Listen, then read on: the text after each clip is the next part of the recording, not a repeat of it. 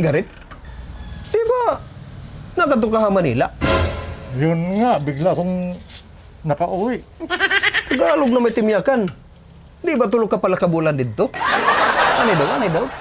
Tanggal yung face mask. Ano nga yan, Hika?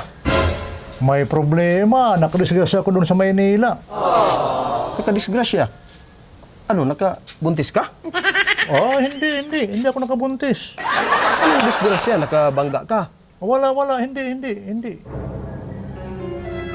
Nakapatay ako doon sa Maynila. Nakapatay? Oo, kailangan itago mo ako doon. Nakapatay ako doon, kailangan itago mo ako. Nakapatay ka ng tao? Oo. Itago mo ako, itago para hindi ako madakip ng humahabol sa akin. Anong itago? Itago mo ko kahit doon sa loob ng kusina.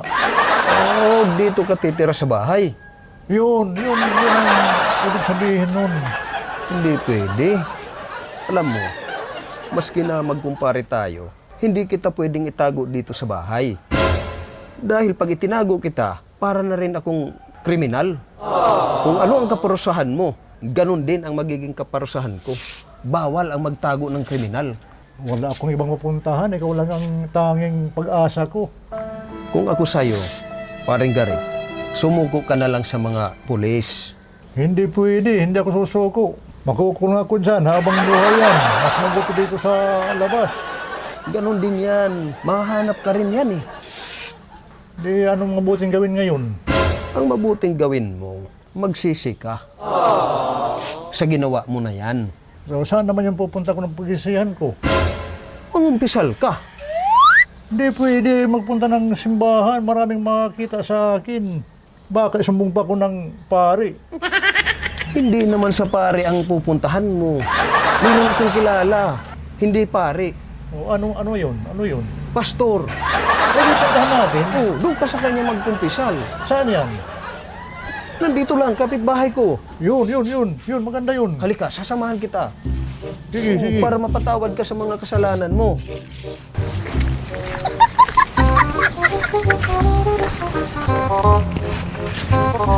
Pastor, meron akong kaibigan, si Paring Garit. May kailangan sa'yo. Gusto na niyang magsisi. Sabi ko mangumpisal muna sa'yo. Upo ka rito, anak. Upo ka rito. Paring Garit, iiwanan ko na muna kayo, ha? Huwag kang Sige. mag-alala kung anong pag-usapan yun ni Pastor. Sekreto yan. Walang makakaalam yan. Sige. Iwanan ko kayong dalawa. Pastor, ikaw na ang bahala sa kanya. Anak, ano po yung kasalanan na nagawa mo? Sabihin mo sa akin. Pastor, nagiinuman kami ng kasamahan ko sa trabaho doon sa barracks namin. Nagdidebate kami, palagi ako niyang kinukontra. Kasi ang tanong ko sa kanya, kung naniniwala ba siyang may Diyos? Ano naman ang sagot niya? Ang sabi niya, naniniwala siya. Ako naman, hindi. Ayaw, Ay, kung mayroong Diyos, bakit may gera doon sa Middle East? Bakit ang mahal-mahal ng mga bilihin, ang gasolina? Bakit ang gulo ng bansa natin hindi nagkakaisa? Bakit may mahirap? Kaya nga sinabi ko, walang Diyos. Kung may Diyos, pantay-pantay lahat. Anong ginawa mo ngayon? Yung ginawa ko sa sobrang debate namin, nagdilim ang paningin ko. Sinaksak ko siya.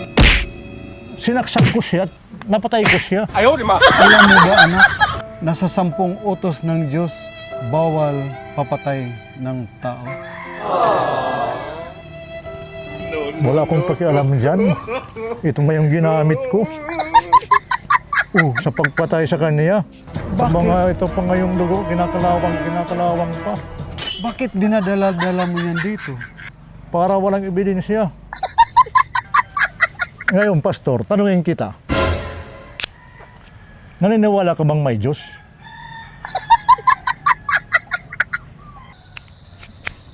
Naniniwala ka bang may Diyos? Sus Maria Jose. Noon yun, anak. Naniniwala ako na may Diyos. Hindi. Ngayon. Yung ngayon ang tanong ko. Naniniwala ka ba? Ayaw, di ma. Ngayon, hindi na ako naniniwala